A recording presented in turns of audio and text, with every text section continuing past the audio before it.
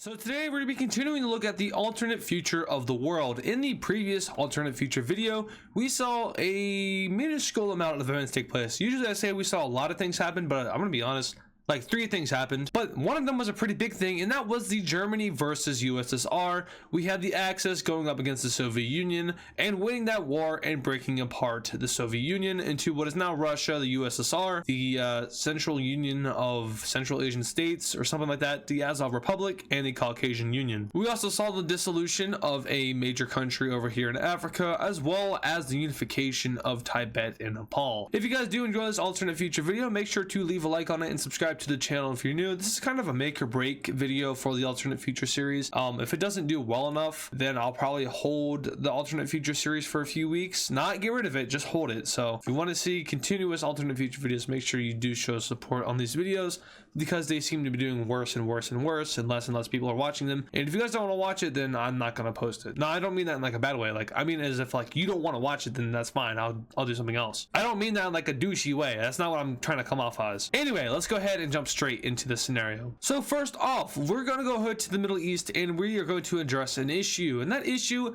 is the lease that the UK has on this area. Now this area technically belongs to the Mesopotamia area right here, which I know I don't have a name for this, but I think a good name for it is Mesopotamia. You guys have been saying that in the comments, and I think that's a good fit for it. So we're going to be calling this place Mesopotamia. I haven't said that word since like 9th grade. But the UK is due to give this land back to them now, because if you remember, they have a 10-year lease on it, and once that lease is up, they have to give the land back to Mesopotamia, and it's over. It's been 10 years. Now this land over here, the Sinai Peninsula, also technically belongs to them, and they are due to give it to them in 5 years because they got an extension on it, but that's actually for Egypt, not them, so wait, never mind. This is still leased land though. Anyway, it's up, and the UK is not giving it back, and that is a major issue for Mesopotamia, because they are a landlocked country. Now they lost that war to the Mediterranean order, and you know, being landlocked isn't good for your economy. Also, the UK has been ravaging through oil fields over here, so it's like kind of like natural resources are all gone, but Mesopotamia wants it back because they need it, and the UK isn't giving it to them for whatever reason. It's stalled. The parliament isn't acting on it, so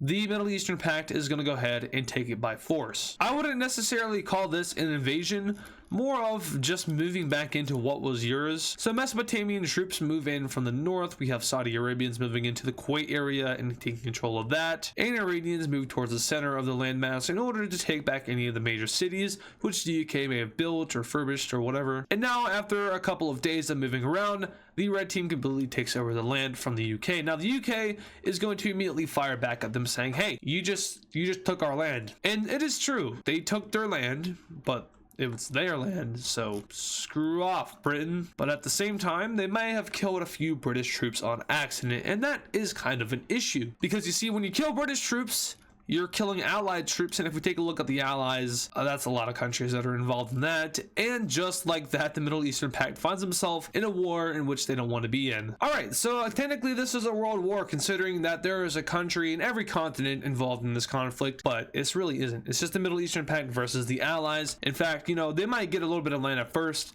but after a few, you know, weeks pass, they're probably not going to exist anymore. So yeah, good luck to them. But seriously though, as we know, they already have all of the British area over here, and they are now moving troops into these British colonies down here, specifically Qatar Falls, as well as parts of the UAE. They move into Yemen, and eventually this entire area falls over to Saudi troops. Now that is to be expected, because British troops really weren't stationed here. They're more stationed over here in India. Speaking of India, oh, I forgot the color in Afghanistan. There we go. But speaking of India, we have an interesting thing taking place here. Now, remember, India is not, well, I'm calling it India, but it's not just India. It's also Pakistan, it's also Bangladesh, and it's also Sri Lanka. There is a problem with what I just said. I said India and Pakistan are under the same country, and as we know in real life, that would never work. And the Middle Eastern Pact knows this. It's like 1960s, maybe in the 60s right now. And well, the Middle Eastern Pact is funding some things over here. They're not the only ones funding it. There's a secret entity, also known as Japan,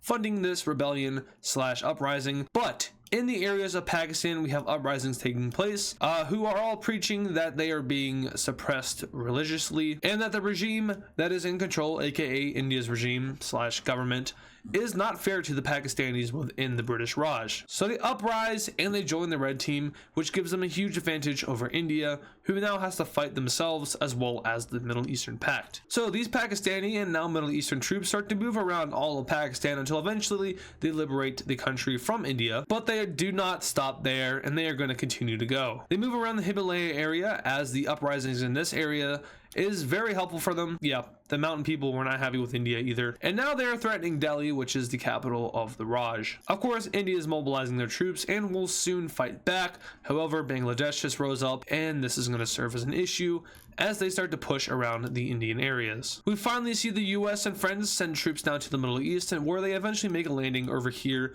in this part of the Middle Eastern Pact. They move up and around and start to liberate more and more areas of the old colonies, and eventually they move into Saudi Arabia. Over here in the Red Sea, we see another landing made by the blue team, this time over here right next to the Sinai Peninsula.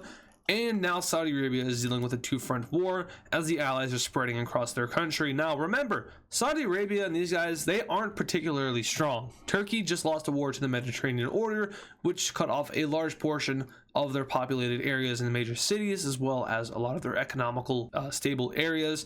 So they really took a hit from that. Iran is probably the strongest country within this alliance at this point, but even then they aren't like super strong like today's Iran is. And that's in most part due to the fact that the Cold War never happened. Iran was never really supplied how it was, and now it's just kind of a mid country. But the invasion is on as the allies start to completely wipe out all of Saudi Arabia until the country is forced into capitulation. We now see the British take back their areas over here in Mesopotamia, and they then take over the country itself. Over in India, things are not going so well, as now multiple rebellious groups are popping up in the country. We see the southern area of India rebel and take over parts of Sri Lanka, and a group supporting the British crown pops up over here in the west. Overall, India's central government is extremely weakened, and the other allies of the alliance start to kind of consider pulling out of this mess and doing their own thing. Bangladesh eventually splits away from the Middle Eastern Pact and becomes its own entity, in which case they take out this area of India and start to move right towards the center of the country. Pakistani troops start to flood through in, and eventually they make a pact with all the other little rebellions in order to agree to separate up and split up India. The green team moves up from the south and meets up with the purple team, and well, from here we have the central government deciding to surrender, specifically over to the Bangladeshi part. So India's gone, and now the Middle Eastern Pact can focus more on the invasion which is taking place over here, but unfortunately for them it doesn't matter. We see the Caucasian Union join into this war in order to take back the lands in which they lost in the previous video, and just like that, the Middle Eastern Pact has lost pretty much all of its major cities and major contributors. Iran is on the brink of capitulation, as well as Turkey, so they make an agreement to just surrender and to face the consequences of this war. So the allies could kind of free India, but they surrendered, so they don't have to, and they're not going to. So let's take a look at this peace treaty. All right, so taking a look at this peace treaty here, we can see that Asia is becoming more and more unrecognizable. Starting with the Middle Eastern Pact, if we take a look at the alliance map, we can see that they took a huge loss here as Saudi Arabia lost land, Mesopotamia was re-annexed by Britain and turned back into a colony, Turkey lost land and Iran lost land to the Caucasian Union, and other than that, that's about it. So let's talk about this. So these two colonies were expanded. It's like just a combined extended and expanded, but these guys were made bigger. The smaller one down here was extended to the west, and the UAE was expanded to the south. As we can see, the British still love their straight lines in this timeline. Moving on over here to India though, this is where things get weird. As we can see, Pakistan was released and they immediately joined the Middle Eastern Pact, but we also see multiple other countries start to pop up. First of all, we have southern India here, which I'm gonna let you guys come up with the names for all of these countries because I'm gonna be honest, I don't really know too much about India or what countries used to be here before the old colonizers showed up. I know that it was very broken, and like the Tamil was like, that's about all I know. But we have this country, we have Sri Lanka, Bangladesh is huge. We have the loyal Indians who are, well, I guess not loyal, but we have the loyalists who are in favor of the British crown. We have the I don't know what this is. I was gonna say this was the old Indian government, but this is the old Indian government right here, so that's not right. But these guys, they are they're just neutral. They're India, but they're neutral. They're democratic. They're not like fascist or communist or anything. Anyway, India has been split apart and the allies lost a huge contributor to their alliance, and that makes them not so happy. So they're going to go ahead and they're going to recruit the Caucasian Union. These guys are up and open for joining. They're already a democratic country, so things are cool there, and they need the protection just in case the Middle Eastern Pact decides to attack them, or if maybe the Azov Republic is looking to expand, in which case right now it's not. But let's move over here back to the Indian subcontinent real quick, where two events take place, and they're both unions. First of all, we have Bhutan joining in on the Tibetan Union. Well, actually it's the Himalayan Republic, so they joined that, as well as the old Indian government. And this is an interesting decision by them, but it's most likely just to, I guess, further secure themselves, but also gain more population, more military, more resources, just under a new name. So this greatly helps out the Himalayan Republic, but it also helps out India itself. As for the loyal country here, we know they were loyal to Britain. They are going to go ahead and apply to join the Allies, in which case they are going to be accepted, because why wouldn't they? And we can see that the Allies in the Middle Eastern Pact are fighting for a lot of control over this central area right here. Now let's flip to the Mediterranean order, where we have an interesting event occurring. Wow, I gotta come up with new things to say. I keep saying interesting event or big event, or really that's about it. But I gotta come up with like new things to say, because that gets repetitive, and I don't like being repetitive. But the Italians are going to adopt a new constitution. Remember, right now they are technically fascist. However, they've been turning more in the let's not do that anymore kind of direction, and that's mostly due to Germany. And Germany's putting, well, I don't want to say they're putting a bad spin on fascism, because fascism isn't a good ideology at all. It's like crazy over there in Germany. We don't want to be like them. We don't want to be associated with them at all. So Italy's like, let's not do this anymore.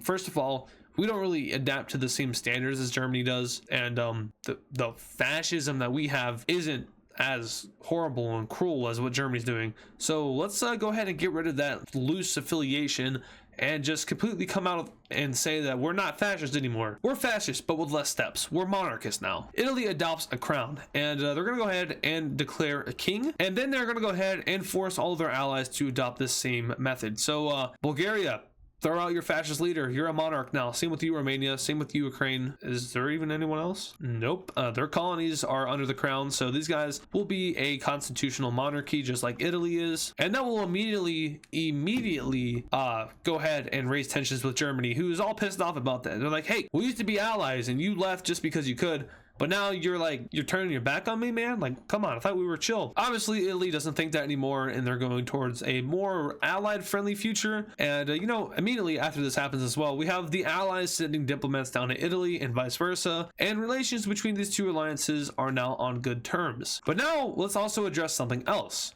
The Middle Eastern Pact. They're not on good terms with the Allies. In fact, they just got out of a war with the Allies, and obviously, they're not going to be friendly with them, so they're starting to get nice and close with Germany. Now, these guys aren't fascists, remember that. They're their own ideology. I don't want to call them neutral. I don't want to call them democratic. I don't want to call them monarchist, but they're just kind of doing their own thing. No extremism down here in the Middle East. But what they are doing is influencing outside elections. The Union of Central Asian Countries is having its first election, and on the ballot are many, many different types of people. There's a communist, there's a few democratic guys, there's a couple fascists in there, monarchist kind of group, there's a be friendly with everyone group, there's a screw everyone group, there's a let's be friends with the Middle Eastern Pact group, let's be friends with the Allies, Axis, so on and so forth. There's a lot of different candidates, and the Middle Eastern Pact is going to rig this election for the country right here. We have the friendly with the Middle Eastern Pact guy winning. He's very anti-allies, very anti basically everything except for the Middle East, and he's going to go ahead and put his country in the Middle Eastern Pact, adding a big and powerful member to this alliance. So on the topic of expansion, there's been a lot of expansion in this video, both by countries and alliances. Let's talk about Japan. They've been kind of quiet. Of course, they did just invade the Soviet Union in the previous episode, but that was about it for a couple of episodes. So they are looking to expand now, and that's because if you'll notice right here, things have opened up a little bit. There's the Himalayan Republic, there's Bangladesh, there's Central India, there's South India, Sri Lanka, even Xinjiang. If they wanted to force them into their alliance, they could. They can invade the remnants of the USSR. They could do a lot. So they're going to go ahead and they're going to gear up their allies and their colonies, and they're going to go ahead and say that we are going to invade Bangladesh. Slight issue with that. They said absolutely not. Now, this is an interesting thing here because it's a colonial rebellion. We saw it happen with the UK, and the UK lost that war. But looking at Japan's colonies here, we have China, we have this thing, and we have that thing. That thing is most likely Myanmar. We also see that their own ally, Mongolia, who was influenced to set up a pro-Japanese government, is rebelling against them as well. Now, Japan is going to do, they're not going to call their ally of Indonesia into this war because they think they can handle it on their own. But it turns out that these rebels, they have hands. They take a lot of land within the first couple of weeks of the war, and Japanese influence among these regions are starting to dwindle at an all-time high. Southeast Asia specifically is looking very weak, and it looks like it might even rebel up against Japan. So Japan does a large recruitment process along its islands, and now around 1 million new troops start to head over to mainland Asia. And now, oh no, Nanking was bad. We're not going to say that it wasn't, but it was nothing in compared to what the Japanese are doing to their own colonies. Japanese people within the mainland of Japan are starting to kind of get sick of how like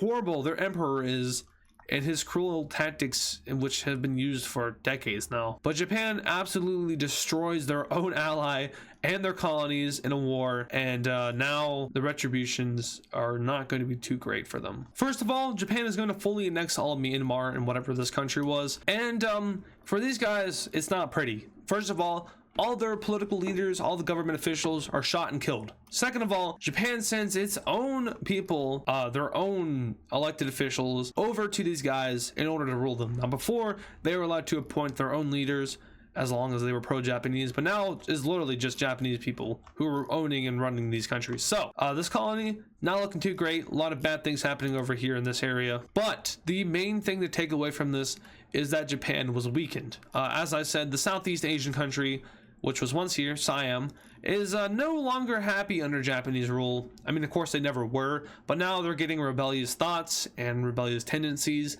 And this whole thing is also spreading throughout all of southern China. Taiwan is looking to get away.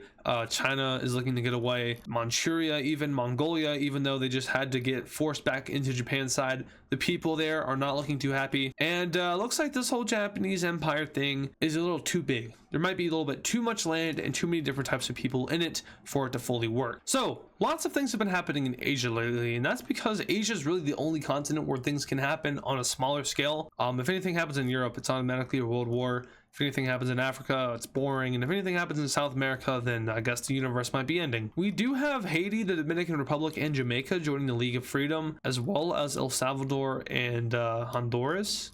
But those aren't major events. And that also kind of marks a new period in American history where everyone here is allied with somebody. Mexico, Nicaragua with the Axis, a majority of Latin America in the League of Freedom, and the United States and Canada and the Allies. So yeah, neutrality is dead in the Americas. Interesting.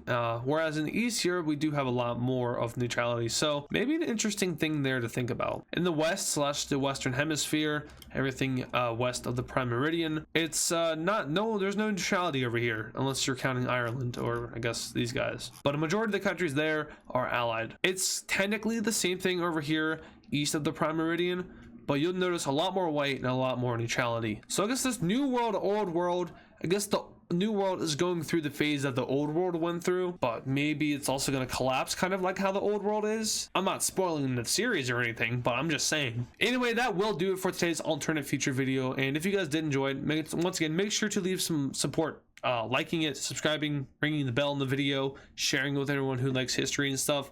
All this stuff is greatly appreciated and it helps this series out. Once again, this is kind of a make or break video for the series. If this video just does worse than the last alternate future video, then I'll probably put the series on hold for a few weeks and then come back to it later and work on some other stuff, which could hopefully get the channel up and going again. But for now, we'll just see how it goes. We're gonna wing it. Once again, thank you guys for watching, and I'll see you guys in the next video. And of course, thank you to all the super fans. This includes Patrick Clauser, Yo Moma Moma, Texan Cowboy Cheese, Kylie Speaks Plays, Poland Country Ball, Dimitri, DW Cool Dude, Nevada Garbage Trucks, Yakko, Soviet Ball, and Serminator. Once again, thank you guys.